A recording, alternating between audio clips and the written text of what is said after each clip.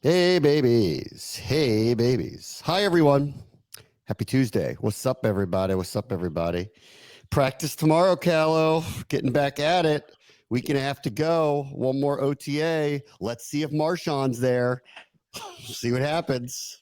In terms of things that I'm already sick of talking about, it is that. I just think we don't have a lot to talk about, and everybody is now talking about it even more. Like, we're talking about it now more than we did last week, I feel like, at this point.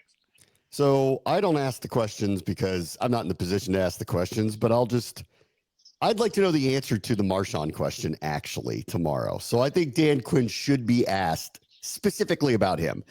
Let's see if Terry's there or not, but we know why he's not, right? Like we know. And I think that's going to get rectified. Like I'm really not concerned about it. I think there will be a deal that will be had, hopefully before the mini camp, definitely before training camp. That's what I think. And they'll get it done. I'm just not worried about it. Tunsil's, I think, is just about he's a veteran, doesn't do this. They just acquired him. He's been an all-pro. He was still a Pro Bowl player.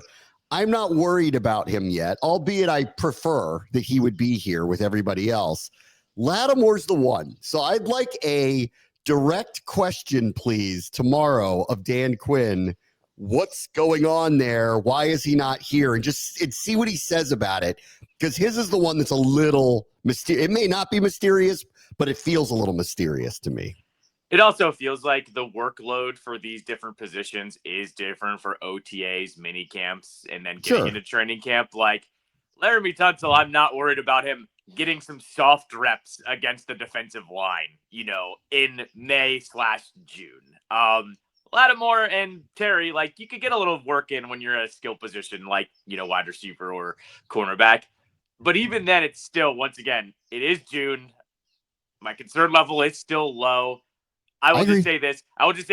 Marshawn is pick your own adventure. It could be 3 or 4 different things of why he's not here. So I feel like that is, the question that is out there for tomorrow. Yes, I agree. So I'm waiting to see. Let's see what the situation is. I, like you, I'm not going too crazy about the whole thing. He's the one of the 3, though, that weren't there that I just want a little clarity about. Sure.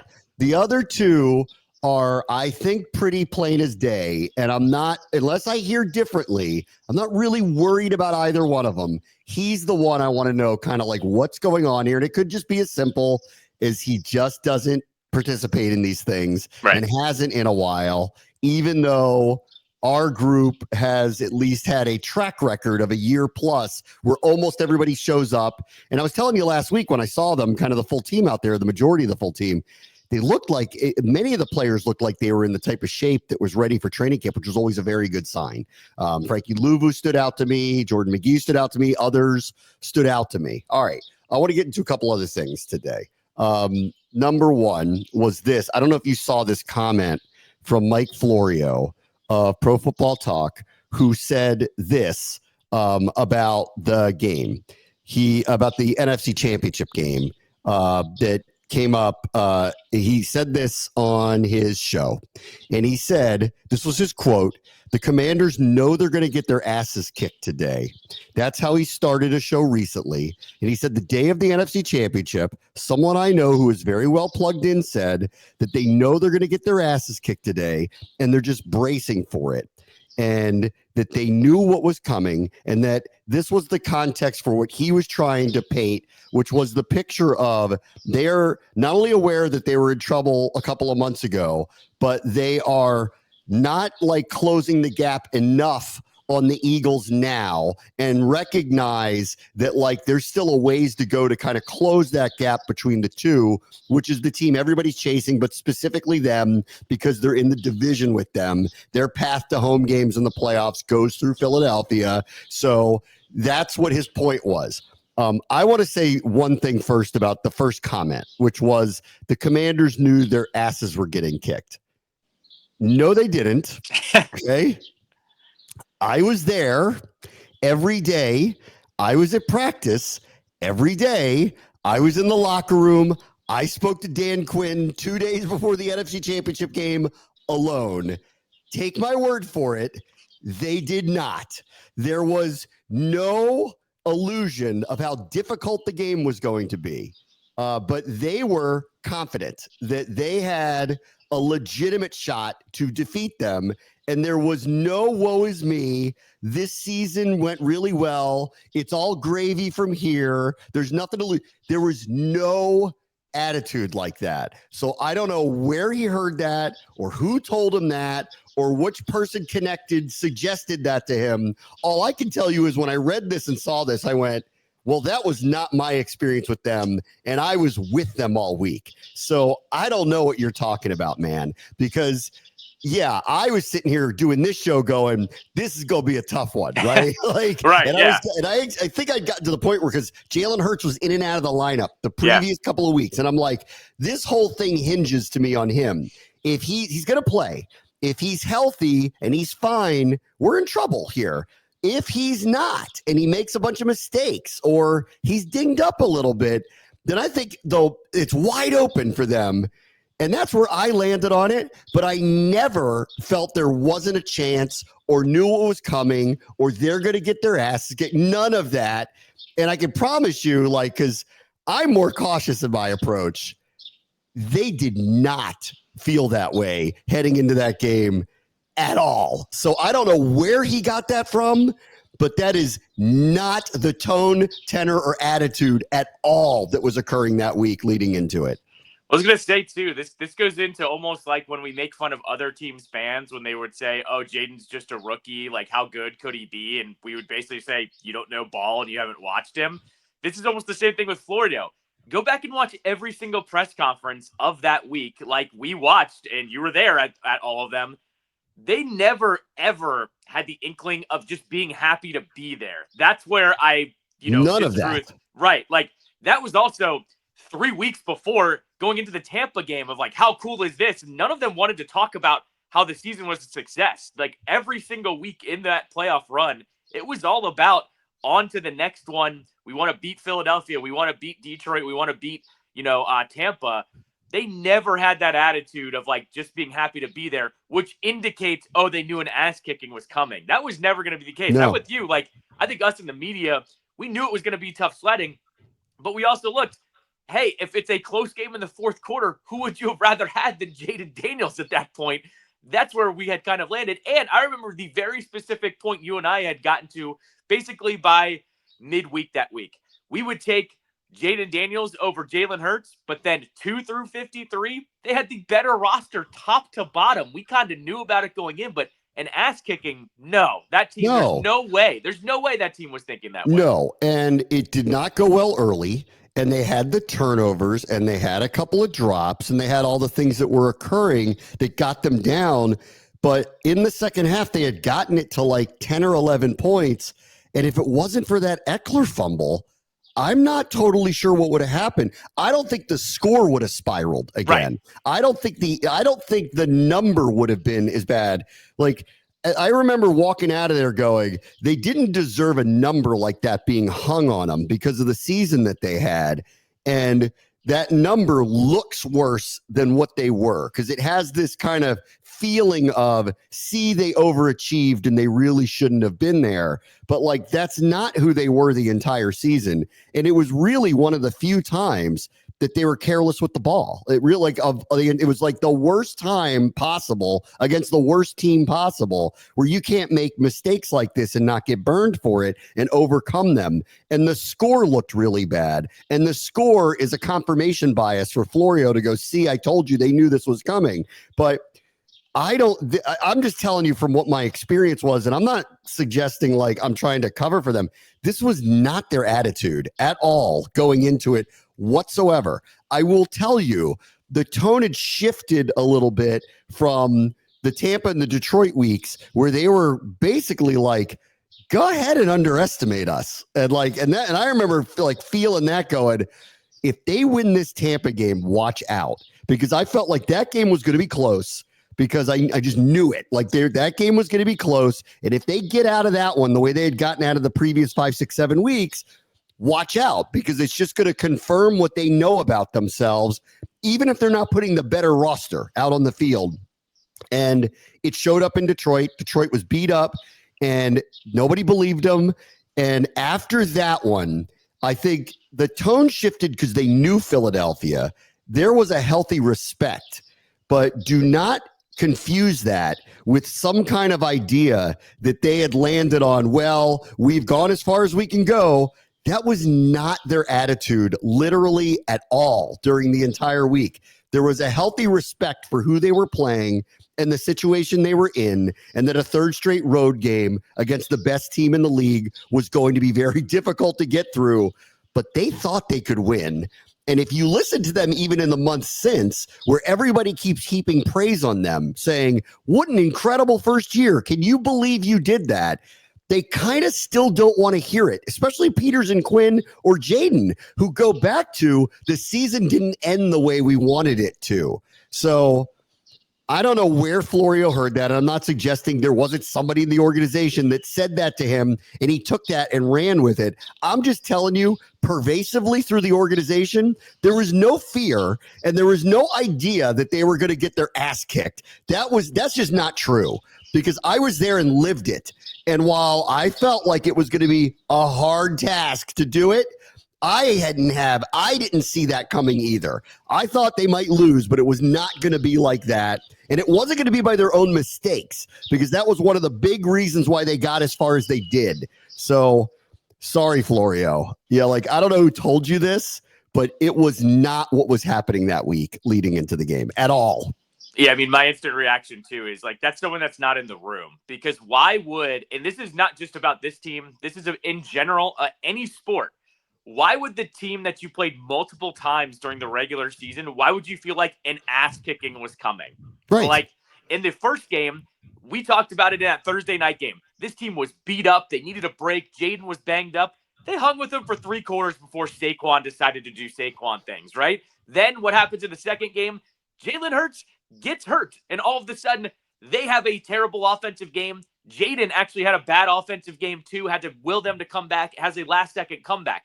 Those 2 games were an indication of literally anything can happen in the NFL to win or lose a game on both sides of the ball and for both teams. So if you're telling me that this team that was playing that team for a third time, a game away from the Super Bowl, where everything had happened in the first 2 meetings, saying an ass kicking was coming was never the attitude of this team, let alone of a team that's playing a division rival for the 3rd time. I don't buy that at all. No, it was ridiculous. It's ridiculous.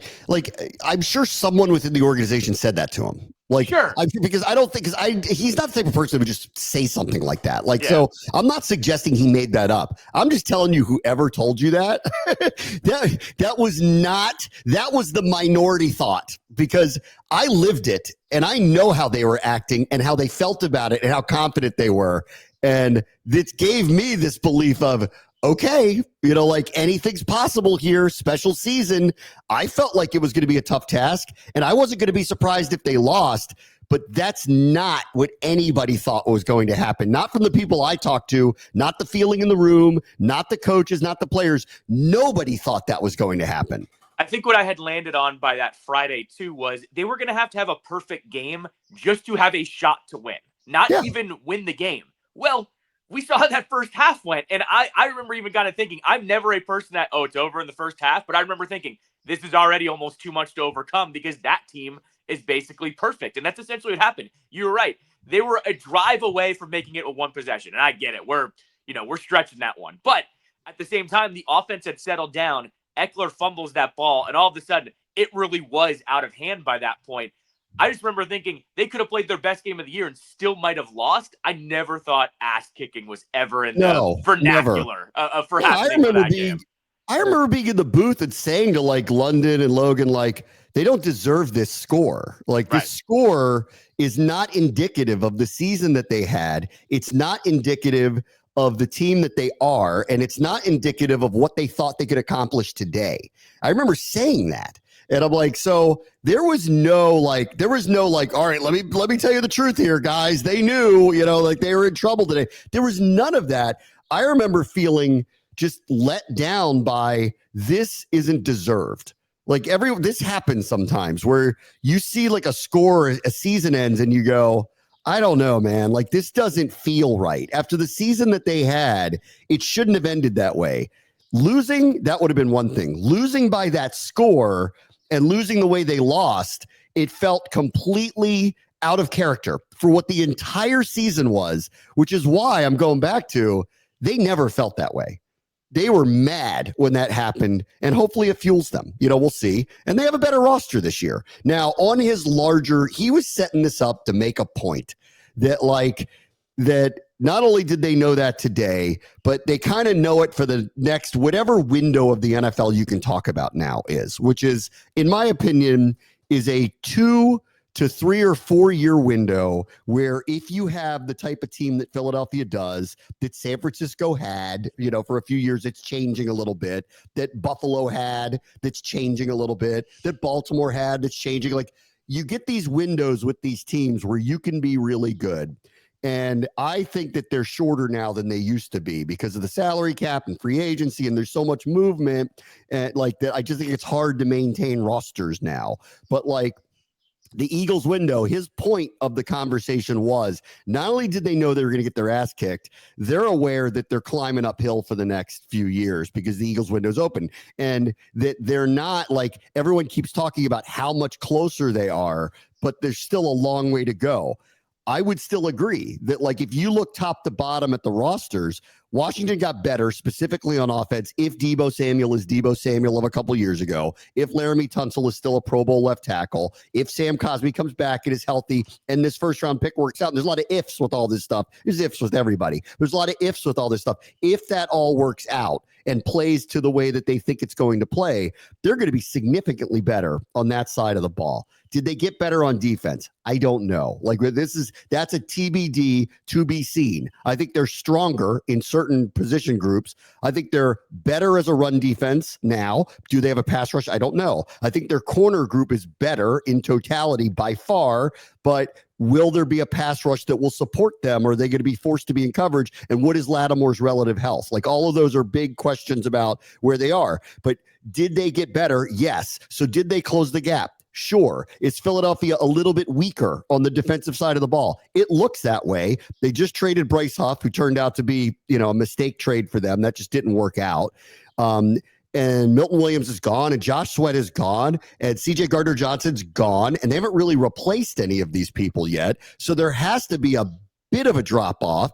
But offensively, they look kind of too big to fail with Barkley and A.J. Brown and Devontae Smith and that incredible offensive line. It hurts. Like, they look a little too big to fail. Are they just a little bit worse defensively than they were? So they're not dominant on that side of the ball. And you could say the gap is closing, but his whole point was the gap isn't closed enough and everybody knows it.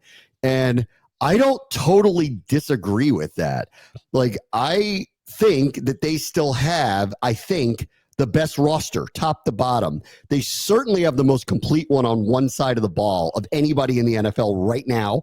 And on the other side, they're still really good, and they're still leaning in on young players who might get better.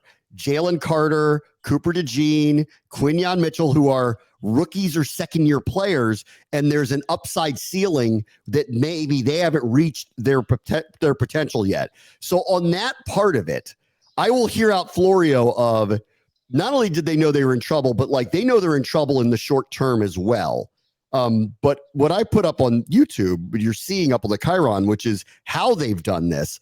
They've drafted really well, but there was a report out off of this Bryce Huff trade because they're basically eating 25 something million guaranteed for a player who barely played, didn't work out, and they just moved on from. And everybody makes mistakes, right? And they made a mistake with it. I didn't think it was at the time, but they made a mistake, and the Eagles are very good at this. They moved on. They're very good about that. When they make a mistake, they just go, you know what? We'll take the egg on the face. We don't care. We'll just move on. And they did, and they traded them. And people looked at this dead money that they're taking on, and then they looked through their cap. And they have done something, this will make the Saints blush, who have kind of messed with the kick the can down the road mentality for a very long time. They have, in void years, right now, they have $452 million of cap hits in void years beyond this season. The next closest team has $248 million, and that's Cleveland. And that's mainly because of what they've done with Deshaun's contract to try to deal with the ramifications of just getting through it and trying to have a competitive team while they get through the next couple of years. They're going to be eating it on him for a long time. By comparison, Washington, who has not committed a tremendous amount of money to, big time players yet, is only at $49 million.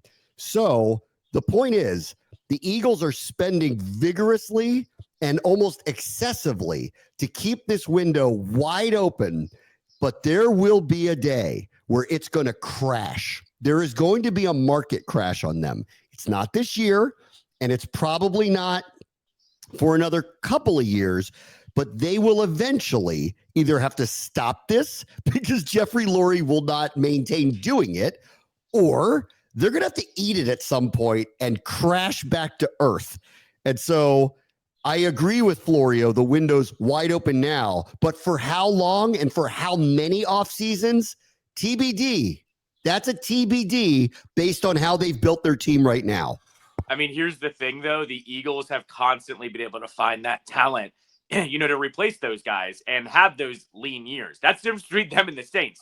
The Saints are not good at picking players. So when they get into this, the term used to be cap hell, right? That doesn't really exist anymore. You can constantly manipulate the cap by adding on these years, et cetera. Plus, we all know and this was pointed out in this article, and I agree with this. They're not doing anything wrong. Right. They've manipulated the system to their benefit, and good for them. I'm not complaining about it, but this bill comes due. This also proves out the point, and this is what they've been good at.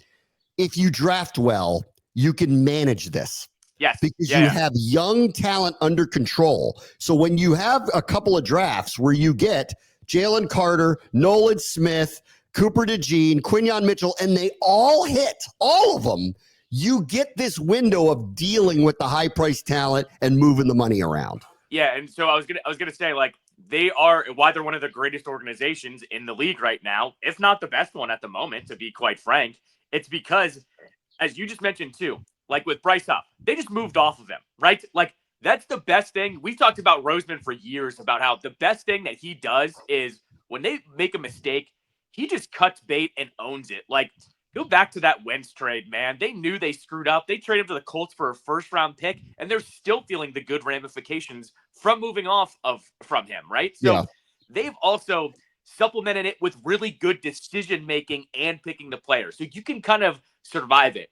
Here's one other little thing, and now that Florio's bringing this up, I wonder if other teams are starting to kind of chat about this. Adam Schefter was on our morning show on Sportsman last week, I want to say, or the week before. I forget which hit. He comes on once a week for the morning show. And he talked about something with the CBA that the owners want to discuss is the salary cap and how teams are manipulating it right now. Yes. And he didn't really say what that was. I kind of assumed it was something with these dead years because they've really popped up in the last 5-6 years of something I don't really even understand, but now everybody has them. This is the other thing too. If the owners start to come out and say, we want to kind of put the kibosh on this, that could also be the end of some of this stuff too. And I'm with you. The Eagles are doing something completely legal. I'm not knocking the Eagles on this, but the fact that Florio mentions this, Schefter mentioned something about something happening with the cap and the CBA, it feels like there's a little bit of a reckoning coming here with how some of these contracts are working out. Yes. The only way this continues to work is you have a good quarterback and you draft well. Yep. This machine can roll forward.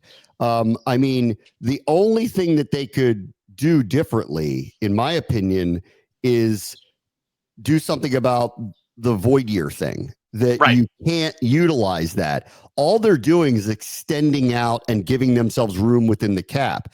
The owner has to be willing to pay the upfront cost.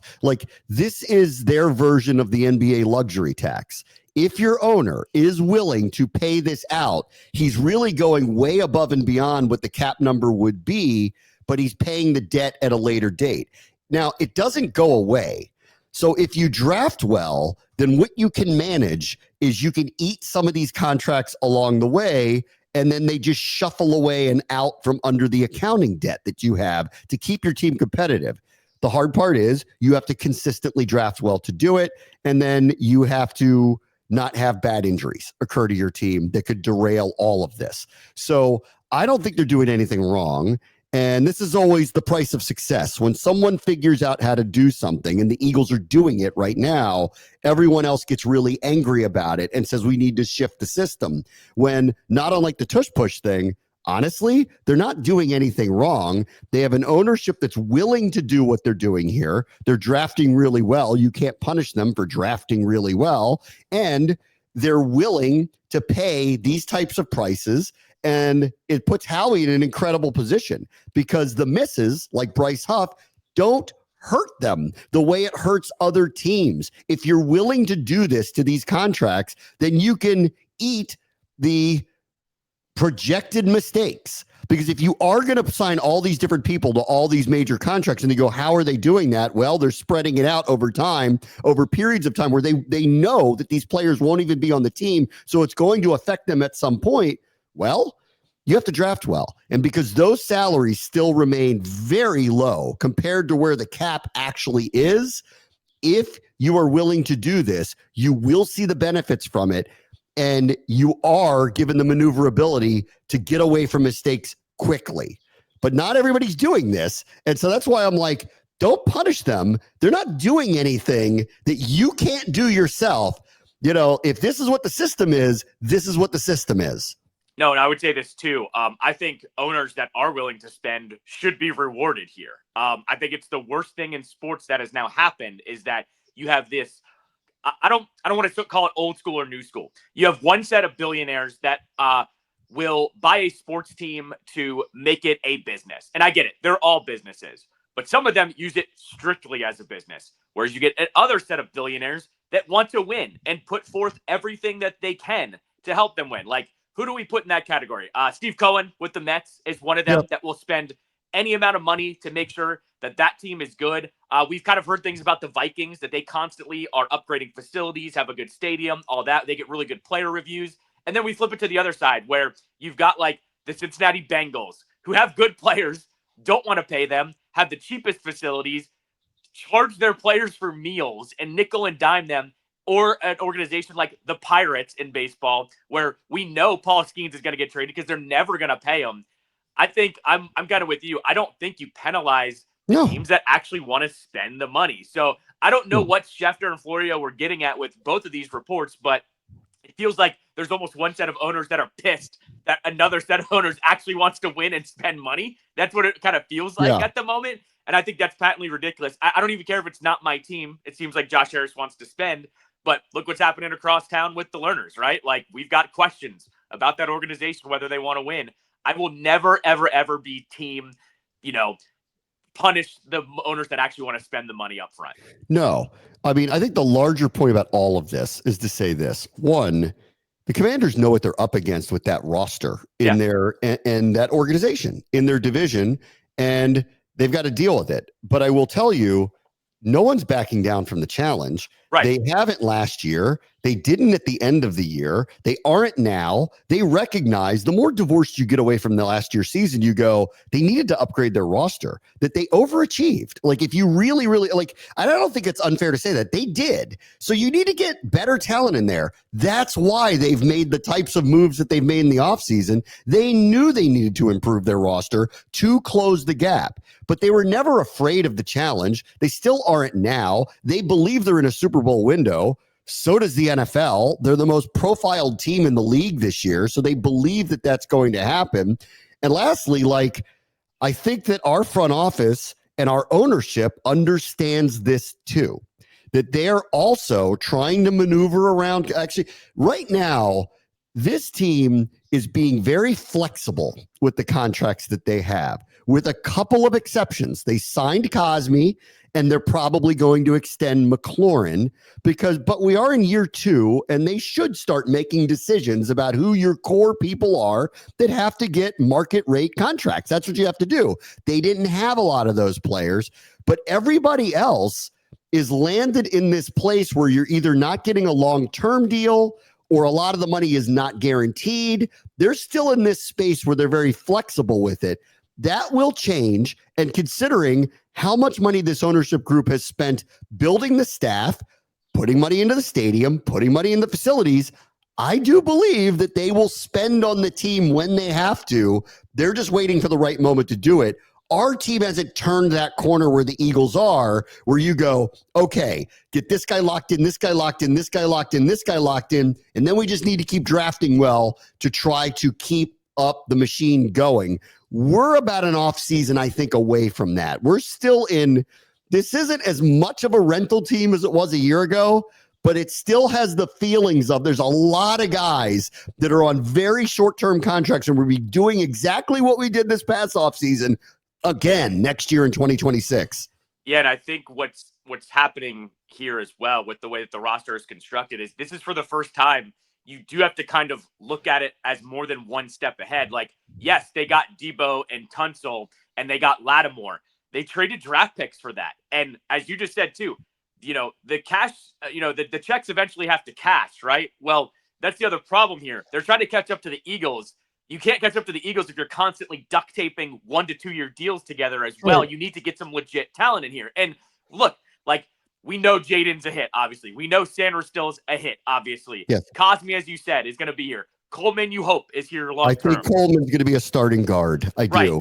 Yeah. Hopefully Connerly is a hit. Hopefully Amos is a hit, right? Like, there's some pieces here, but you are banking on, like, you have to really hit those top draft picks or you are going to be spending. And I think for the first time in years and years and years, our fan base finally has to look at the approach to all this. And there's arguments for and against how Adam Peters has built this roster. I trust the dude, don't get me wrong. But if you miss on any of these moves, you are setting yourself back just a little bit. And I just think that's where we've all landed here. And mainly, it's not his fault. We know how the previous drafts went. We don't have to go through memory, down memory lane with the Ron drafts. But that's the hand that they've been dealt at the moment. You have to do the best you can right now. Yes. I mean, there's still a lot. The primary, I think they love Quan, but the person next to him is going to change every single year. That's been occurring now unless Tyler Owens emerges.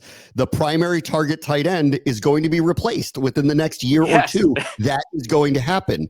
Debo is only on a 1-year deal. So this is a show me deal for him. We look at the running back room. The running back room may shift, which I'm going to get to in a minute next, because I didn't talk a lot about this last week, what Cliff said, but it was very eye-opening what he had said about Brian Robinson and the rest of the running back room. There's a lot here that is still changing. The cornerback room looks like it's changing overnight. Frankie Louvu was a hit free agent, and he's still pretty young. So you can look at him as a long-term answer for them. But there's a lot of spots here where they don't have what looks to be their guys that are going to be here 5 to 10 years. And 10's a long time. 5 years, right? 5. Yeah. The 5-year window of people. There's a few of them. They're figuring that part out. The Eagles have a lot of those players right now, especially on their offensive line, especially on the offensive side of the ball. All right, let me take a quick break. Bram, watch the show, ESPN 630 Sports Capital.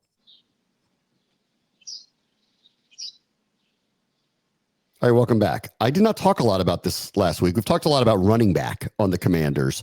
And there's been some, mild, I wouldn't even say reporting, just links. Everybody gets linked here now, which is, I think, is always a very good sign of the NFL knows that the Commanders are one of those teams. And so this is what happens with the Chiefs. The Chiefs everybody gets linked to going to the Chiefs. Like, oh, they need a receiver, link them to the Chiefs. Oh, they need an offensive lineman, link them to the Chiefs.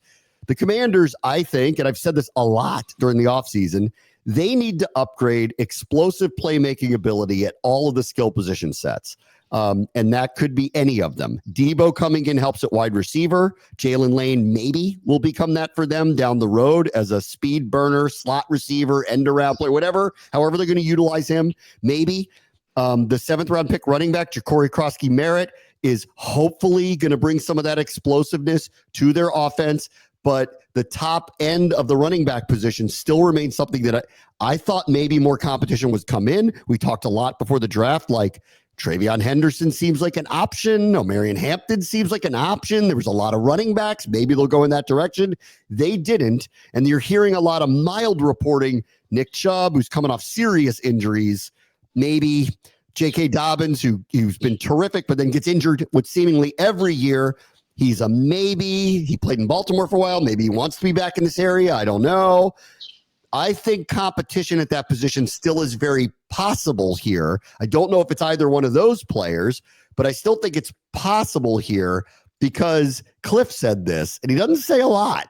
Like he doesn't say the pointed things. We're learning more. Cliff's opening us a little bit. And last week when he did his press conference, he said Brian Robinson knows what this year means to him and explicitly stated when he was healthy at the beginning of the year, we were getting what we think we can get out of him. And then things changed. And it's been one of the mysteries of the season.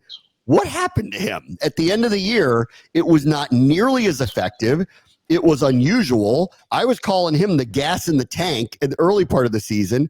There was attrition on the offensive line. They couldn't run the ball effectively in general. So it wasn't all him, but he was not having the impact. Then he had a bad fumble game, and everything seemed to kind of turn on him, which led to here he is, final year of his contract, and led me to believe, one, they want more explosiveness. Two, they want more consistency. Three, what are they going to do about it? And they haven't done anything about it yet, but I'm still saying yet. I'm not sure if we're done with this position group going into the summer. No, I mean, look, the one thing we could point to of when the downfall kind of started was when Eckler went down, because Eckler was very effective in the first half of the year before he got the neck injury. And I'm glad he came back, but Robinson was not the same. I would say Robinson's best performance was the first half of that Detroit game, right? Like he had some really good, looked like the old Brian Robinson. And then that game just opened up and they kind of went away from the run game a little bit. But I'm like with Cliff here, B-Rob, I don't think it was totally on everyone else here. Like, you got to run the ball a little bit. I remember, I think I said to you at one point after one of those games late in the season going, where's the Robinson that would drag 2 or 3 dudes? Like, he was getting hit one time and going down. If you're not a breakaway speed guy, you got to be able to do that. And he wasn't doing that much. So, I mean, look, this organization, not even with this, regime, but even the previous regime, they're happy to dangle the carrot out in front and see if you perform in front of a contract year. I think with B-Rob, it's basically been he's got to have a compliment, and that compliment has to be with him most of the step of the way. And hopefully between Eckler and the draft pick that stays. But yeah. My stock on Robinson is down, and I don't foresee it going up. That's how I feel about him at the moment right now. Well, I've felt with him for a long time. I'm like, I love the energy and passion he plays with. Sure, absolutely. Talked about early that like they fed off of his energy. So I called him gas in the tank. Like he's not a home run hitter though. And this is where I landed on they need their Jahmyr Gibbs. He's great. If they have their Jahmyr Gibbs, where you bring him in, you're not relying on him to be the primary back. He is a really good in between the tackle runner. It's a very physical runner. I think he can end up being very good on the goal line. He can catch the ball a little bit too. And I just love his attitude and I like him. He's a great person. I like him. So like, I really think if they had their explosive back the way Detroit does, then I think there wouldn't be this kind of pressure on him. But because they don't, unless this 7th round pick is going to be that, which I think is a lot of pressure to put on somebody early, right? Then this is why he's in focus this way. Still, I'd like to hear from his perspective or anybody's what happened at the end of last year, because there was a shift to the point where we're having these conversations about him. And I agree, there is no greater motivator in the NFL than you're in a contract year. He's in one. So I've never advocated for replacing him. I think he should be on the team, but there needs to be more pop and more competition at the spot. And to be honest, I'm a touch surprised at what the group is going into camp, that there isn't another veteran that's pushing this a little bit more. But maybe that's coming, and we'll just have to see. I think the difference here is we went into this conversation kind of when we were talking about the draft was, how do you instantly improve this team, or how do you improve it and upgrade it with the positions? And that's a part of the conversation. They could upgrade at running back, but it would have costed them their 1st round pick or their 2nd round pick, or committing big money to a running back.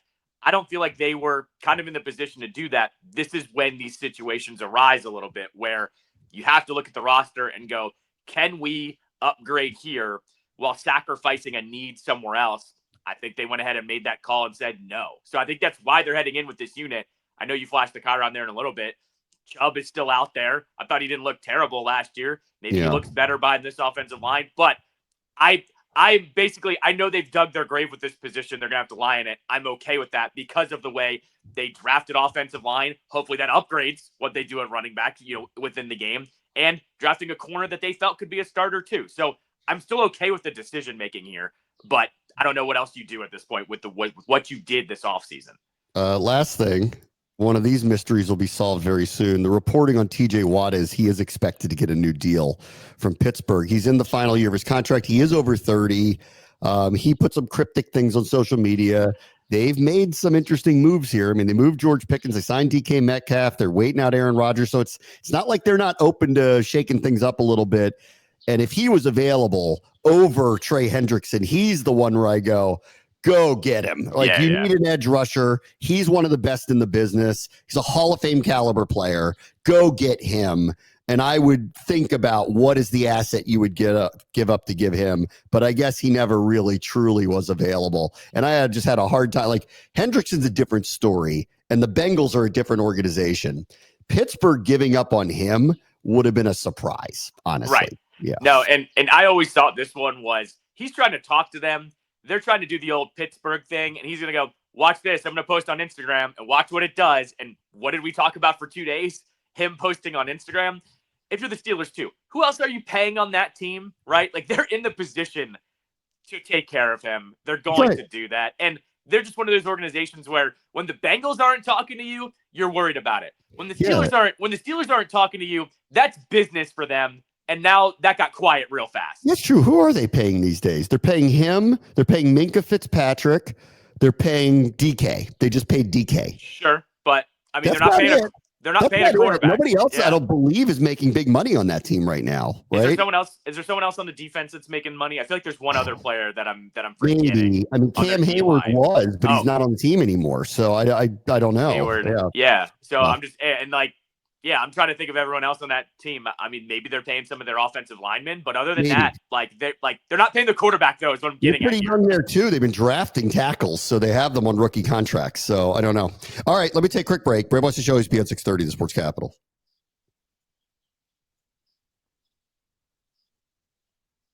All right, welcome back. We have not spent a lot of time talking about one of my favorite teams, the Washington Spirit, but they made some big news yesterday. Their head coach is leaving.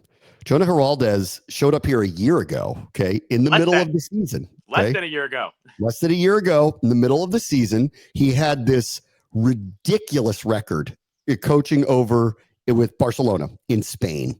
Absurd record. I can't remember what it was, but it was absurd. It was like 42-2, like some absurd record.